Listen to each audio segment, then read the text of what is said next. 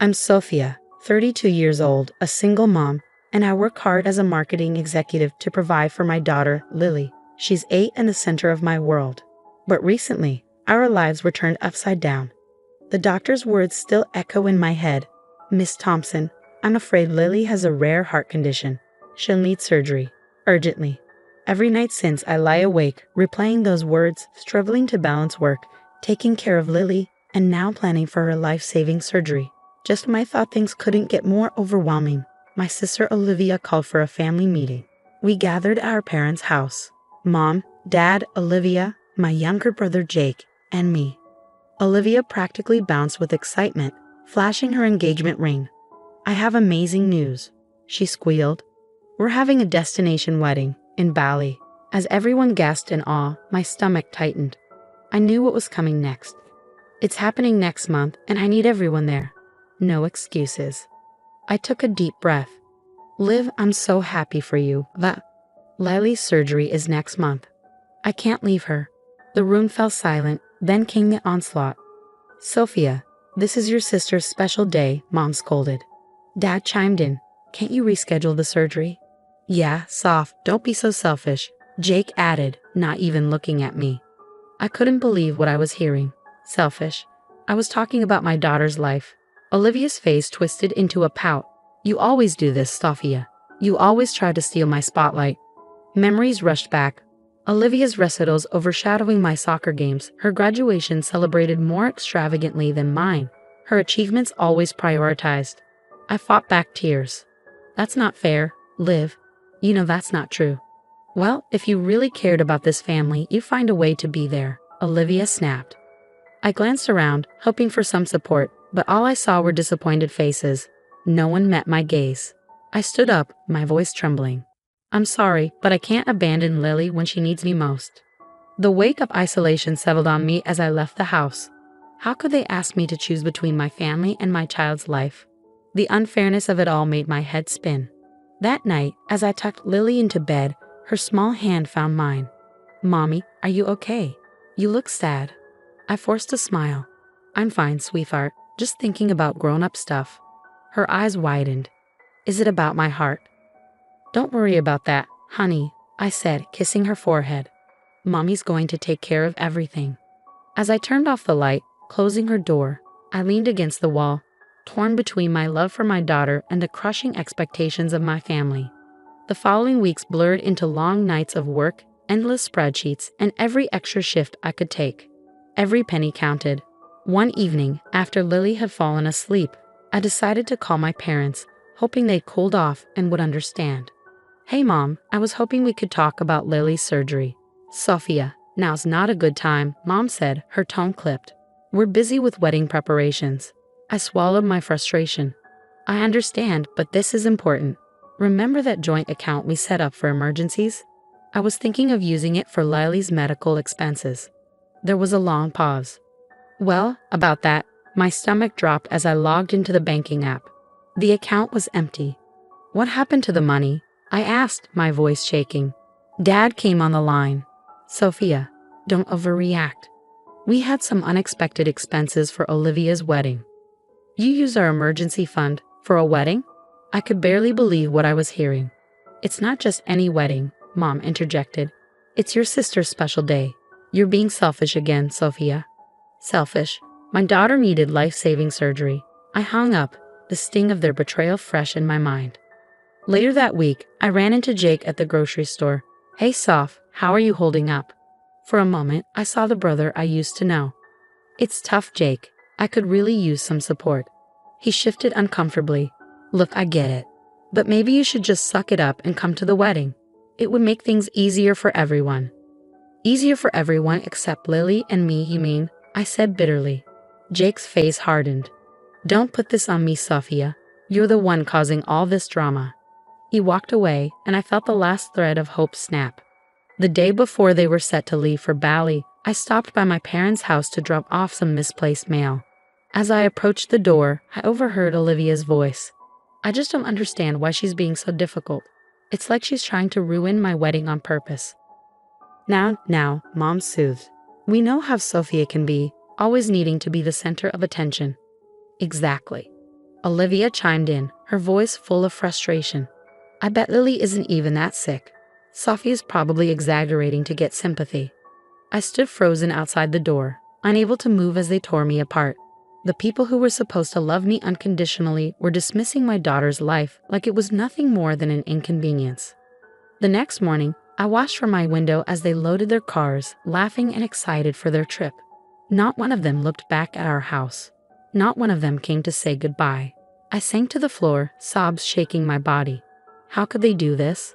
How could they abandon us when we needed them the most? Mommy? Lily's small voice came from behind me. Why are you crying? I quickly wiped my tears and forced a smile. It's nothing, sweetie. Mommy's just a little tired.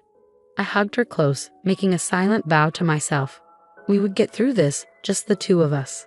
I would never let anyone hurt my little girl the way they had hurt us. One sleepless night, an idea popped into my head. I'd seen stories of people raising money online for medical expenses. Maybe, just maybe. The next day, I set up a crowdfunding page. My hands trembled as I typed out our story, laying bare the raw truth of our situation. I hit post and held my breath.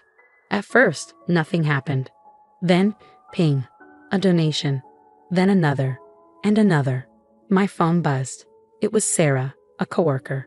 Sophia, I just saw your post. I had no idea what you were going through. We're all chipping in at the office, she said. I was overwhelmed. People I barely knew were reaching out, offering help and kind words. The next day at work, my boss, Rachel, called me into her office. My heart sank. Was this about all the overtime I had been working? Sophia, why didn't you tell me how bad things were? Rachel's eyes were filled with concern. I didn't want to bring my personal problems to work, I mumbled. Nonsense. We're family here, she said, handing me an envelope. It's an advance on your salary, and I'm giving you flexible hours. Your priority right now is Lily. I couldn't hold back the tears. Thank you, Rachel. I don't know what to say. As I left her office, I overheard two colleagues whispering. Can you believe what Sophia's family did? Choosing a wedding over her daughter's surgery. Disgusting. A part of me felt vindicated, but mostly, I just felt sad. Word of our situation spread, and soon the local news reached out to share our story. Before I knew it, I was sitting in front of a camera, telling the whole city what we'd been through. And your family? The reporter asked, her eyes wide with disbelief. They're not helping at all. I swallowed hard. No, they made their choice. The story aired that night, and my phone exploded with messages of support. Donations poured in even faster. At Lily's next hospital visit, we met Elena, a child life specialist. She had a warmth that instantly put Lily at ease. You know, Sophia, Elena said one day as we watched Lily play, you're doing an amazing job. Not everyone could handle this with such grace. I laughed bitterly. Grace? I feel like I'm barely holding it together. Elena squeezed my hand. That's the thing about strength. It's not about never falling apart. It's about picking yourself up every time you do. I threw myself into the final preparations for the surgery. Work, hospital visits, last-minute fundraising. I was running on pure adrenaline. Finally, the day arrived. I held Lily's hand as they wheeled her into surgery, my heart pounding. I love you, Mommy, she whispered. I love you too, baby, so much.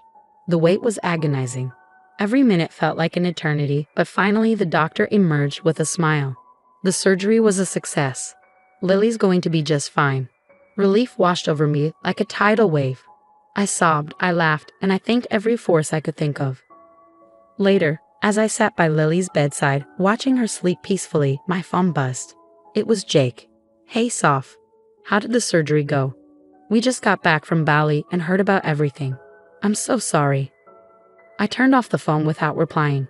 They had made their choice, and now I was making mine. As I looked at my brave little girl, I felt a mix of emotions, relief, exhaustion, and yes, anger at my family. But mostly, I felt hope. We had made it through the worst, and we had done it without them. The following weeks were filled with hospital visits, recovery milestones, and the realization that Lily and I were stronger than I had ever imagined. Each day, I watched my little fighter grow stronger. We spent hours playing games, reading stories, and talking. It felt like we were getting to know each other all over again. While Lily napped, I checked my emails. One from Rachel caught my eye. Sophia, your performance these past months has been exceptional. We'd like to offer you a promotion to senior marketing manager. You've more than earned it." I could hardly believe it. After everything we'd been through, things were finally starting to look up. But life had other plans. My phone buzzed with a news alert. Local family chooses destination wedding over child's life-saving surgery. My stomach dropped as I read on. Someone had leaked our story to the media, and it had gone viral. Olivia's wedding photos were all over social media, but not in the way she'd imagined. The comments were brutal. How could they abandon their granddaughter like that? What kind of mother chooses a beach vacation over her niece's life? I felt a twisted sense of satisfaction, but guilt followed swiftly. I didn't want this. A few days later, Elena called. "Sophia, have you seen the news? Your father's company is under investigation for misuse of resources." I hadn't, but a quick search confirmed it. Dad had apparently used company funds for their Bali trip. Then came the text from Jake. "Soph, can we talk? I'm so sorry about everything." I stared at the message for a long time before replying. "I'm glad you're sorry, Jake, but I need time. Please respect that." As for Mom, the stress took its toll. She was hospitalized for exhaustion and high blood pressure. Meanwhile, Lily and I were moving forward. "Lily, how would you feel about moving to a new house?" I asked one evening. Her eyes lit up. "Can I have a purple room?" I laughed. "Absolutely." On moving day, as we stood in front of our new home, my phone buzzed again. It was Rachel. "Sophia, you won't believe it. We just landed that big account we were hoping for." I grinned. "That's fantastic. We should celebrate." "Absolutely. Bring Lily. Elena is coming too." As I hung up, a wave of gratitude washed over me. We had been through hell, but we had come out stronger. We had a new home, new friends, and a new life ahead of us. Now, I have a question for you. If you were in Sophia's position, would you ever forgive your family for choosing a wedding over your child's life-saving surgery? Or do you believe some betrayals are unforgivable, no matter who commits them? Share your thoughts in the comments below.